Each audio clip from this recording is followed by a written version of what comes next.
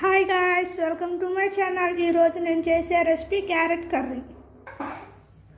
ముందుగా 2 table spoon oil వేసుకోవాలి. నూనె వేడెక్కాక పోపు దినుసులు వేసుకోవాలి.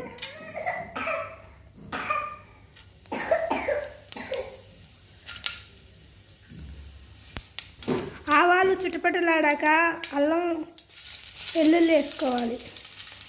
వెల్లుల్లి పచ్చివాసన పోయాక పచ్చిమిర్చి వేసుకోవాలి. పచ్చిమిర్చి వేగాక ముందుగా తరిగి పెట్టుకున్న క్యారెట్ వేసుకోవాలి.